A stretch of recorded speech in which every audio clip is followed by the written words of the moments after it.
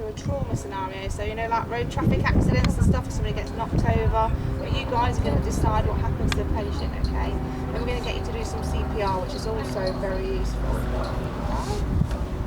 Does anybody know what we do when we do CPR? Yeah, that's good. Anything else? What else do we do?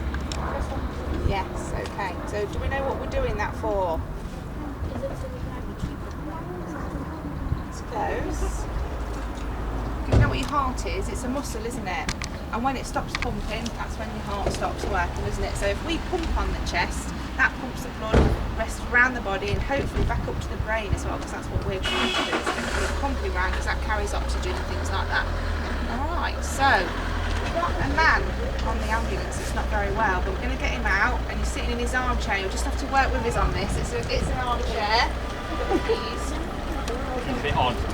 It's a bit odd looking. So what else do we do then? When we come up to a scene, right, you've got a patient, what's the first thing you should check for? Yeah, that comes a bit later, but very good. What else? Have they put any medical pressures? Yeah, that's good, but again a bit later. There What we happens if you go to a scene, you walk in through the door, and there's a guy you don't know stood behind the... Yeah. You've got to check the area for safety first, is the very first thing we say. So just in case, you know, there might be a wire that's connected to the patient. If you touch the patient, you might get a shock. Or there might be somebody that wants to hurt you there. Or pets, lots of dogs in the Yeah, house they and stuff, can try and jump bite out. you. Yeah. So then, once we've got that, when we've established it's safe, we then what do? You said check for a pulse. It's close. Close. That's the third thing we do after checking the safety. Well, we're thinking Check if they're doctor, conscious. ABC. You ever heard of ABC? No. That's our priorities in the ambulance. There's airway, so we make sure their airway is okay. Are they breathing? Before you check for a pulse, and then you check their circulation. So you check for a pulse. So we've got a poorly man here who's sitting at home in his lovely armchair. Look, it looks so comfortable, doesn't it? He has got legs really, but we'll just have to pretend that his legs are there for now, okay? This man's not very well. What do you think sort of things might be wrong with him if he's having a heart attack? What might he have? Don't worry. Just think what's happening. What's happening here? Yeah, could be. Not yet, but let's say he's got chest pain. So he's got a little bit of chest pain. And he also might not look very well either. He might be pale. Other things that might be wrong with him. What do you think? If you're having a heart attack, your heart's poorly, what would it be making you do? Yeah, okay, so it might be affecting your breathing, it might be making you sweat, it might make you feel a bit poorly, okay? So, we'll just pretend that he's got somebody with him. He's got a family member and they've rang 999, alright? So what do you think that the ambulance service might ask you if you were to ring them for your family member that was poorly having a heart attack? Yeah. Is there something? A bee? Oh. Wasp. Oh, it's a wasp. Okay. Oh, tell it to go away. Yeah, I think it's gone. Just say go away. I mean, uninvited. All right. We might need to find you, might we, to start off with? So where do you live? address. Yeah, your address, okay. Postcode's always very useful as well. Can you? All Oh, right. the bees are chasing them. Oh. Yeah. Do you have nectar or something? Why?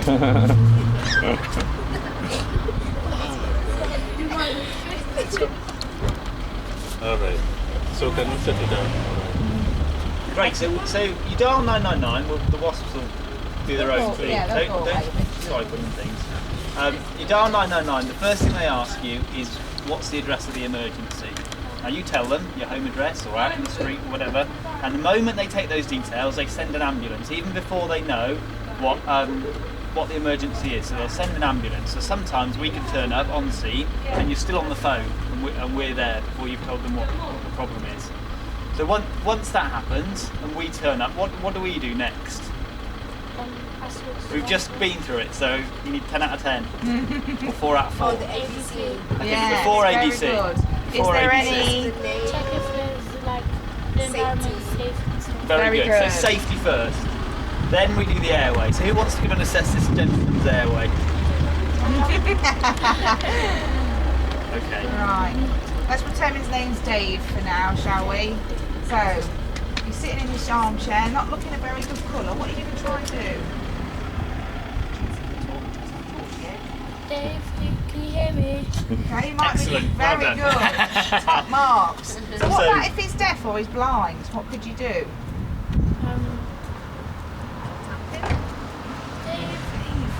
That's it, very good. Okay, so he's not responding to you there. So what do you think you might do next? He's not said anything to you. see if you can see me.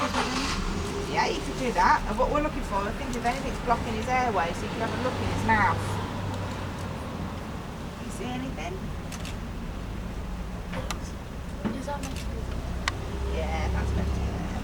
Hopefully, let me feel. Yeah, it is. So we're happy his airway is clear, are we? Good. So what are we doing next? What's next? What should this be doing? It should be like. It should be breathing, shouldn't it? It should Breathing. be So how are you going going to assess down. that then? What are you going to do with that? You have a little listen to his chest like a doctor. Right way round, straight away. Well, You can hey. see that. So his chest isn't beating, no? You can't see any movement. And you can't, can you hear anything with those? Did you hear anything? No. Any air? Okay, good. Well, not good for Dave, obviously. So, next. He's got his eye, he's got his wrist, so what might you do to his wrist? Pretend this is Dave's wrist. Let's have a feel for his pulse. That's it, on the side of the thumb. So where do we feel for a pulse then, you guys? And then there. Can you feel here, one here? Hopefully I've got one. No. No! What one? So you've got your bone here, and you've got a pulse here. Steel. You should be able to feel your own pulse. Feel yours. And you can also feel one here, next to your windpipe here. So we go through all of that. Sam, have I looked at your scenario? I'm sorry, mate, 'cause you were doing a chest pain, and now we've got a cardiac arrest. No, but it's going to be a chest pain, isn't it? Yeah. So feel that. If you can't feel it at the wrist, where might you feel it next? Very these good. guys are ahead of you. Yeah, they're good, aren't they? So feel Dave's. So can you feel Dave's pulse in his neck? Or just say, yes, we can. Yes. Dave's got a pulse in his neck. But he's obviously not very well at the moment. So you can count his pulse, can't you? You can count how many beats he does. How many beats we count it by the minute? What would normal be for an adult, do you think? How many times does your heart beat in a minute? You want a multiple choice? Okay, so what's normal for an adult? Is it 4 beats a minute? Is it 60 to 100? Yeah. Is it hang on, is it 200? Or is it D, none of the above? It's 60. Ah, very Very good. So 60 to good. 100 is Very a good good. normal heart rate. Okay. So if you take it, it's going boom, boom, boom, boom, boom, boom, that would be too quick. If you take it and it's very, very slow, Yeah. then you need to worry. But you've already phoned the ambulance at this point, haven't you? So Yeah. Yeah. And we're we'll be here. there hopefully under 8 minutes is what we aim to get the chest pains with it. Right. We have our equipment because obviously we'll arrive to your house with our defib. What's your name? So paramedic Chanda has just turned up and she's assessed that. What was this guy's pulse rate? It was 40. It was 40. Yeah. So is that a bit slow then? Yeah. Yeah. Okay. So it's not quite right. And we'll say his breathing's a little bit laboured as well, okay? It doesn't look very good. And we know that he had pain in his chest because he got Chandar to ring the ambulance to tell us, okay? So we've turned up, the car's turned up first, so I'm a fast responder paramedic and I will try and get to you within 8 minutes. So if I turn up first, I'm on my own, and then my crew will come and back me up shortly in a minute. So what I can be doing with Chandar is checking Dave. So we've got this, our defibrillator machine, okay, we can do lots of things with this. We can check people's heart rates with it, we can check their blood pressure, and we can also do things if people's hearts have stopped, alright? It's a very heavy piece of equipment. Do you want to have a feel, see how heavy it is? It is very heavy, isn't it? Okay. So, my glamorous assistant will be dotting up my, that end. So what Sam's got there is something that tells you how much electrical activity in the heart there is. So the heart is a muscle, but it's stimulated by an electrical current. So if we put our dots on, we can see what the electrical current is. Now if the heart stopped, what do you think the electrical current would be doing? What did you say the same? Yeah, have you seen Casualty? Yeah. Yeah. A bit like that. Sometimes. Right. But this chap's heart is beating. Yes, at 40 beats per minute. 40 beats per minute, which we know is a little bit low. You can carry on what I'm doing, can't you? While Oh I yeah, plug great, no things problem. in. I'll be your glamorous assistant. So as well as being able to see what the electrical activity in the heart is doing, we can tell how much oxygen is going around their body, and that's done by a probe which is on the end of Sam's finger. A little flashy light in there. Everybody see a little scientists red on. light in there? Yeah, a little red light. You put your finger in there, and it tells you how much oxygen there is. Doesn't it? Do you want to pop a finger in? Let's see what your Shall we see what pulse your rate reading is? Your number's going What to do you come think up it'll here, be? look, sweetie. Very high? Same on the right. It says nothing. You must be dead. You're alive. Gonna come up in a minute. Come up. Just takes a little minute to work sometimes. So these are really good for our patients that are having breathing problems, not necessarily chest pain. So your asthmatic, on your whoever said they thumb, darling. had an asthmatic sister, That's it. and we can tell whether it's a bit low or not. There we go. There you go. We've got some numbers. Look. So your body's full of oxygen, like of it should oxygen. be, and that's your heart beating. So it's just over 100, 113, which is very normal for you. All right. So that's your beats per minute. So if that was really low, sorry Sam, No. if that was really low, what would we do as paramedics? What do we have with us?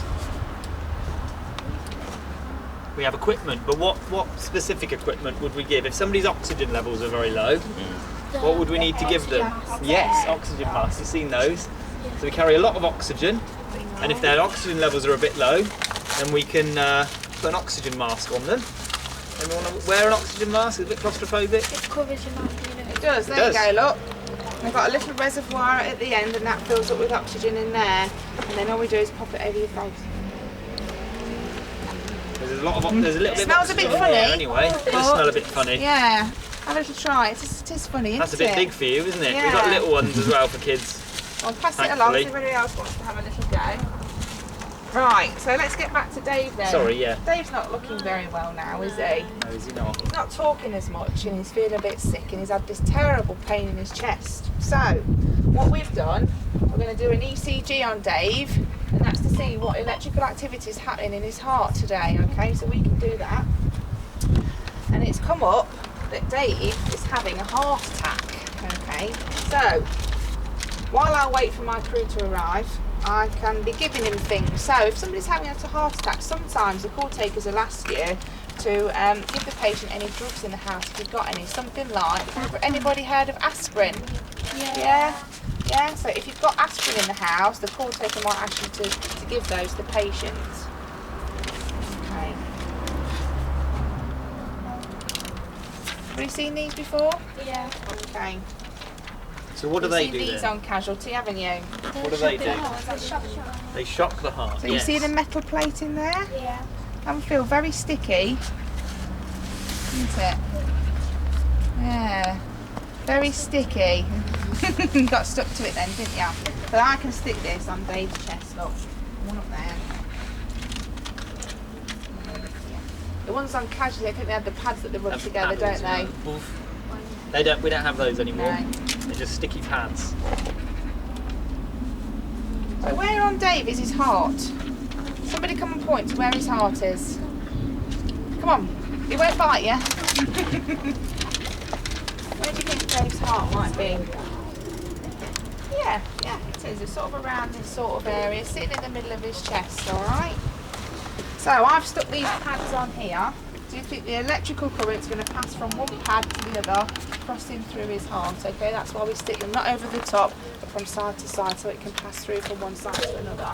So now we know Dave's having a heart attack. My crew's coming along the way, so eventually we can take him to hospital. The quicker they do it, we do it, the more chance that Dave has got a better outcome, okay? The less damage we can do. If we can get him there nice and quick, the less damage that his heart attack's going to do to his heart. So, we've given him some aspirin, which is chewed on. We can give him a spray. Yeah. This little spray Any of you, anybody got grannies or aunties or uncles or a little bit older that have got angina, this is what we can give to them. And basically this spray opens up all the arteries in your heart, okay? So it opens it all in case there's a blockage. So Dave can have 2 sprays, okay? So he's had that. And he's still not feeling very well and he's still got terrible pain in his chest. So I'll pop some oxygen on him. Where's the oxygen? Do you want to pop the oxygen on him? You come and do it, yeah. Come on. You can connect it up. Come on, poor Dave, he needs some oxygen. Let's get the when you put it on and then put it in. That's it. Okay. And as a paramedic, I can give Dave something for his pain. Alright, so I can give him a little drug called morphine. Everybody heard of that? Yeah. It's a really, really good drug. It's very potent. We don't give it to everybody because of how potent it is, but it does help with your heart, alright? And heart and chest pains and things. So by the time the crew have turned up, I've got a little needle in Dave's hand and I've given him some morphine. And he's feeling a little bit better, but he needs to go to hospital directly. So let's pretend that we've got him. This is the back of the ambulance, all right, that we've got Dave onto the ambulance now. Obviously he's going to be laying down with us. So all the time we're doing this, we're constantly reassessing it because patients change. So if Sam's been there for, how long has she been here? About 10, 15 minutes? Yeah. Sometimes we can go to patients that are conscious initially and then their consciousness level drops. So whilst Sam's been giving them morphine and that squirty spray and the aspirin and the oxygen and assessing them, we'll also be checking those ABCs, the airway, the breathing, the circulation. So we should be constantly checking for a pulse and how conscious he is. Well, we check at his neck, can't we? And do other little bits as bats as well that we've got, little bits of other bits of equipment, haven't we? So, what do you think's going to happen to Dave? He's having a very big heart attack. Let's say that he is very, very poorly and he's had lots of pain, and despite me giving all these drugs that his heart is starting to slow down, okay? He's at 40 beats per minute, that's not doing him any good at all. He's meant to be at 60 to 100, so he is a very poorly chap. So, Ruth's driving us into hospital. We're going along, we're on making all the noise and all the sirens are going and the cars are trying to get out of the way, and poor Dave, his heart stops beating, okay? So this is when what you guys were saying, what we do is, yeah, chest compressions, and we can also help Dave with his breathing, right? We've got a BBM. You guys, if you ever found somebody in the street that wasn't breathing, you can do mouth to mouth, can't you?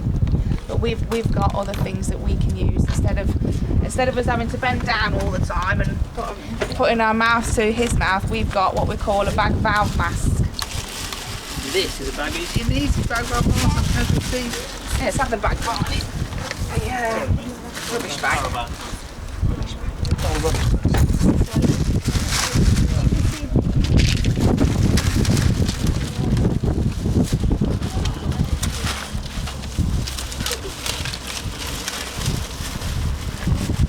So just like the mask then, we connect this to the oxygen because we still want to be giving him oxygen even if he's not breathing.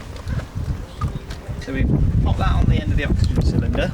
Do you want to have a go, see if you can work out how it works? It's fairly straightforward. Go and have a go on Roger or whatever he is. Dave. That's close, very close. We'll go the other way. That's it. Okay. Excellent. If I hold it down for you over his mouth, you're making his Did you see chest his rise. Look. chest rising There you go. there? That means that she's managing to get air into his chest. So we're getting oxygen in and carbon Everybody see? dioxide out. Yeah. So she's doing a very, very good job. You're doing a marvellous job. So whilst Okay. that's going on, his heart isn't beating still. So what do we need to be doing to make sure his heart is still pumping blood around the body and up to the brain? Chest compression. Who wants to do chest compression? Well, what rate do we do chest compressions at? Does anybody know? Yeah? Yeah? We'll do, anybody else have a guess at how many breaths do we do to how many chest compressions? Anybody know? We do 2 breaths and 30 chest compressions, alright? So you imagine Dave's a big adult, we need to be going quite hard on his chest to actually get through to his heart because you've got your rib cage in between, haven't you, okay? So, hands, you can do in class or however's comfortable for you, and you push 1/3 away into for Dave's little chest. Okay? It's quite hard work and it looks very vicious, but you think Dave's not breathing and his heart's not working properly, somebody needs to be doing this for Dave to be able to survive. Okay? Somebody else want to come and have a go at chest compressions? So as Sam said, we're doing 30 chest compressions, and then we stop the chest compressions, and then we give him 2 breaths. So you're doing your chest compressions at a rate of about 100 a minute, 100 to 120 a minute. So very good. You're about spot on there, aren't you? Right place. Keep going. Come on. right You've place, got but 30 you need to to do. do quite a lot quicker. 2, 3, 4, 5, That's 6, it. 7, 8, 9, 10, That's 11, excellent. 12, 13, 14, 15, 16, 17, 18, 19, 20, 22, 23, 24, actually very, very 25, good at 26, that. 27, 28, 29, 30, 30, 2 stop. breaths. 2 breaths. And then back on the chest. 1, 2, 3, 4. 6, 7, 8, 9, 10, 11, 12, 13, 14, 15, 16, 17, 18, 19, 20, 21, 22, 23, 25, 26, 27, 28, 29, 30. Good. 2 breaths. Okay. So while you're doing that, you've got the blood pumping around up to the head, and you're keeping that person alive essentially. So the moment you stop, there's no blood pressure, there's no output from the heart. So Anybody else want to have a you're go doing at there chest is compressions? Come and have a go. Come and have a go. Do you want to do the breathing?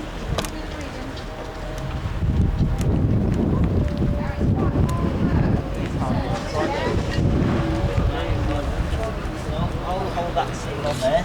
You reach through right behind his arms, that's it, and you push down on the chest. So how many are you doing? 30. Very good. Excellent. Go. I'm just going to... I like the head bobbing as well. That's good.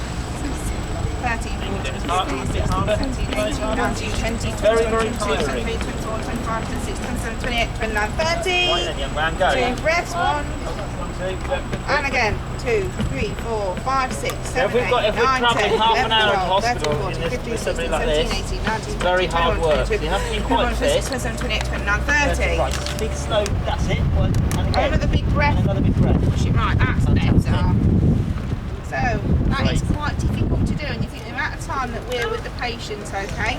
So all that, sorry Sam, No, you we're carry just on. talking across each other. All that time then, their heart isn't Sit down, beating, sit so we're beating for them. How do we get that Hold it. person's heart beating again? What do we have to do to try and get that person's heart beating? Because we're doing chest compressions, which is great, but that doesn't necessarily get the heart beating again. Let's have a little way. So going back to this in our pads, what do we have to do? We have to shock their heart. Yes, very good. So what we'll do is we'll do a little bit of chest compressions and breathing, and then we'll assess. So we'll have a look, and then we'll shock their heart. Can we shock? We can't shock on this, can we? No, we'll just charge it and then dump it. Let me just show you guys as well what other things we can use for people's airways, okay? So if you imagine if you're lying down and you're not breathing very well, your tongue can flop back, okay, and that's going to cover your airway. We can pop things like this. They sit quite happily, just perched, okay, in your mouth like that, and that sits sticking out of your mouth, protecting your airway for us, okay, so it sort of sits like that, okay. We have got other sorts of things as well that we can pop in. So for somebody like Dave who's not breathing himself, we can pop something like this in, okay. What it does, it slots straight into the mouth, and then there's like a little hole at the bottom, and we can connect this straight up and we can pump air straight into the lungs like that. So it's far more efficient than just mouth to mouth. What you can say. Yeah. Do they use that like when people are watching each other on a set? Initially, yeah, they can do. They'll put something in that's a bit stronger, and a bit further in. As Where well. have you seen the hook? It's called a luring. You mean the hook thing? Yeah. Oh, do you where mean have you this? seen that? What do you mean that? What do you mean this? Yeah. Yeah. Oh, sorry, my mistake. So I thought you meant my mistake. No, but for when we're first on scene and we need something quick, we'll grab this first. Okay, this will be the first thing that we could use. All right. So let's pop it in on Dave. You were thinking of it in good preparation. Did it fit? I was thinking running scoping, yeah, because we intubate as well, you see. And Oh, right. The hook thing. Yeah. Do you practice then still or not? Not yet. I Unfortunately. So, that isn't going to fit, but we can use other things, okay? We can also cannulate people. Has everybody heard of cannulation?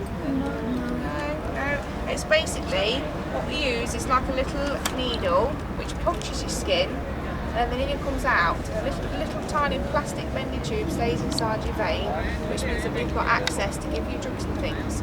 So we don't do it on everybody, but people who are poorly, we do. Let me just show you. Can they use it for like, say if you're having chemo? Yeah, chemotherapy, or if you're having a really bad asthma attack, we can give you drugs through your vein that helps you breathe in again. So it's not always sort of optional, because we can give you other stuff. So it's very small. That's the needle, okay, but the needle only punctures your skin, so don't be frightened of it, okay? The needle comes out, and that is all that stays in your vein, okay? So have a little feel, it's bendy plastic. So it won't hurt you once it's inside, it's all very bendy. And that means there's a little hole for us to push drugs through. Okay, so the needle just pushes your skin, that comes away. And then all it is a little plastic tube that stays inside.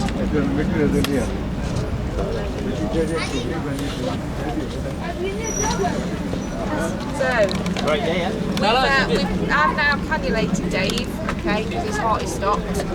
And I'm also doing chest compressions and pumping air into his lungs. The next thing I can do, after 2 minutes, is check to see what heart rhythm Dave's in.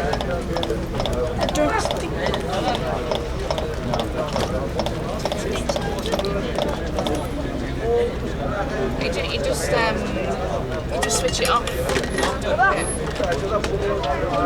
So does anybody know why we use this electrical current? Then a shock someone.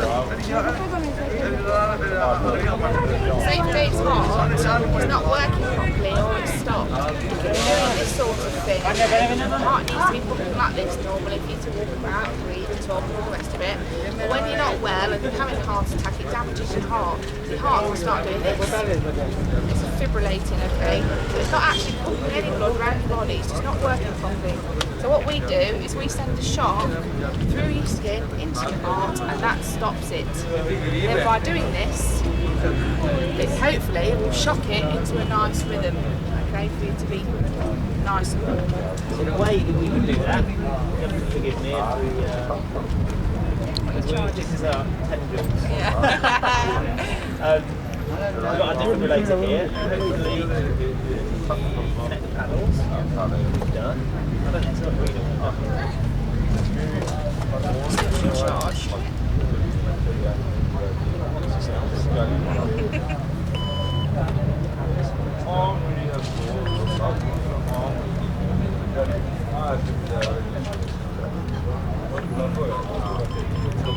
Connect electrodes. We are connected, aren't we?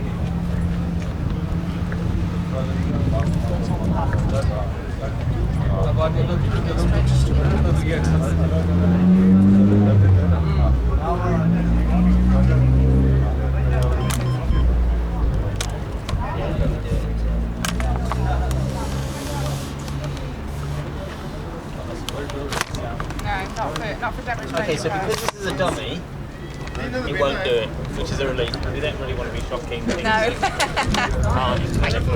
So what would happen is normally hear a charge and hear a woo, and then it will talk to you and it will say stand up, stand clear. Because if you shock the patient and you're touching them, then you'll get a shock as well. Most likely.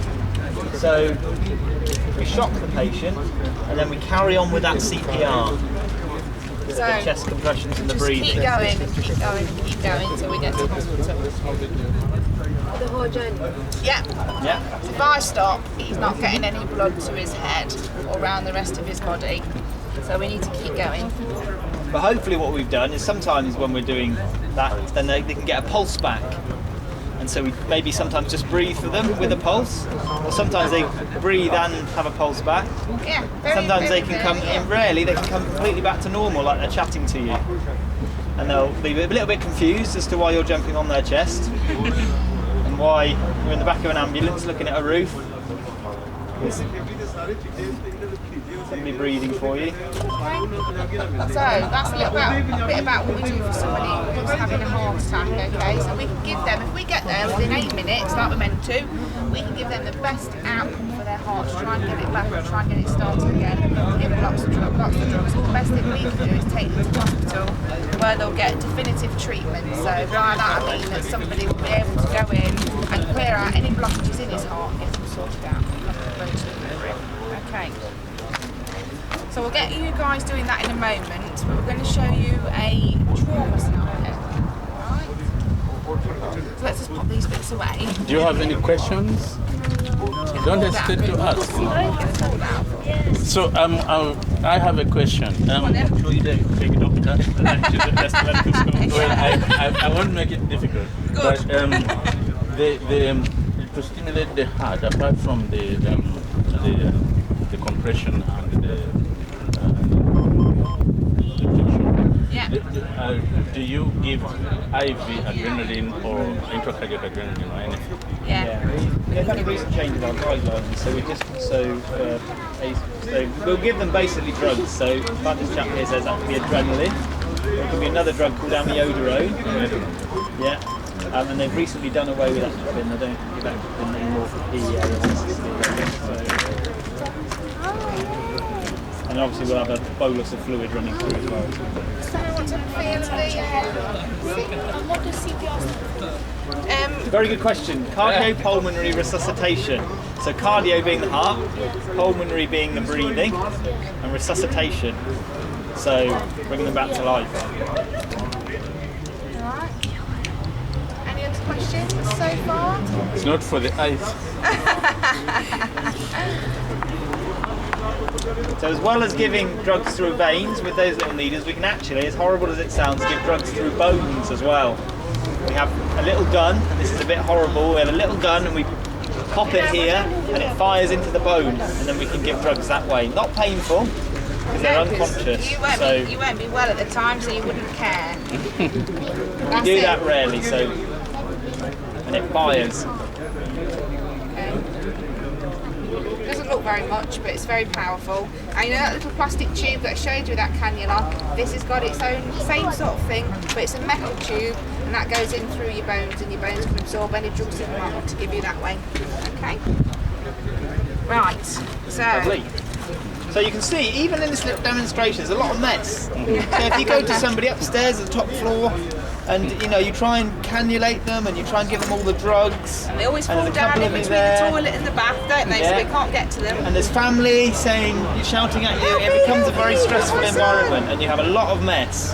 And then you have to get that person unconscious, so they're a dead weight, down all the stairs, into the ambulance, into hospital. So sometimes, quite commonly, it's very, very difficult to have a cardiac arrest outside of hospital, but even Sam's managed to create quite a mess. I've worked with Sam and she's very messy. She opens the boot, chucks everything everywhere. Right. She's not really. She's very good. So that's somebody having a heart attack. We also go to lots of people, things like road traffic collisions. So people driving and crashing, people crossing the road and not looking what they're doing, people texting and walking on the phone, walking across the road, getting run over, things like that. So we're going to show you a trauma scenario, okay? So we've got somebody who is one of you guys.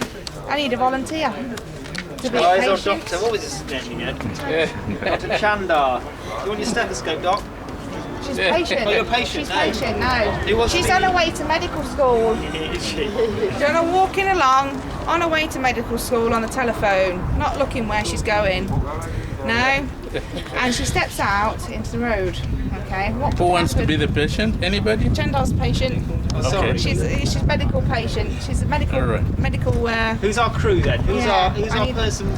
Who's our first responder? Who's going to work with us? We need some staff. Who's going to work with me? Anybody? Volunteer? I'll do it. You want to do it? Come on then, Doc. Have a step. Okay. Yours. You're here with me. So Chandar's on the telephone. She steps out into the road. What could happen? I'm not taking any notice. Yeah. So car, a bus, a lorry. What's hit her? A lorry sitter. Oh dear. Oh dear. So lie down on the road. Comfortable blanket is there for you. How convenient. So the lorry's hit her. So what kind of injuries could we expect from a lorry hitting you? Yes. Some ribs are broken. Yeah. What else? We could have a head injury. Yes, we could. Back. So she's got broken ribs, she's got a broken back, and she's got a big head injury as well. Okay, so she's not doing very well, is Chandler, at the moment. So what do you do? Sorry, Sam. You've just seen this happen. What do you do? What are you guys going to do? Call an Very ambulance. good. What are they going to okay. ask you? What's the first thing they ask you? Where? No? Where you Where you are. Where Where's are Chandler? you? We are. Leicester, Melbourne Street, roughly, isn't Yeah, it? we're on Melbourne Road, aren't we? So at that time, me and this lady here, doctor, we get sent a job to our screen here. So we put on our line. Yeah. We come through all the traffic then, and then we get here first. So then what happens? So if you're the doctor, so you can go and do exactly what you did with our cardiac patient. But there's one thing extra you need to remember with patients that suffer trauma. So they've hurt their back, yeah? What else could they have hurt? Their back and their neck. Okay. So we don't want to make anything worse, do we? So we want to keep this person nice and still. So if she moves about anymore, she could make a broken back and a broken neck worse. Okay. So think about that when you're approaching your patients, alright? So what's the first thing you're looking for? Yeah, so doctor, danger. Some nice person stopped all the traffic for doctors. The doctor can assess there's no danger. She's now looking for a response from Chandar. Is she talking to us? What do you think? No. She's not talking to us, but let's say her eyes are opening when she's touching her. Her eyes are opening, but she's not able to speak to us. This is from a nasty head injury that she's got.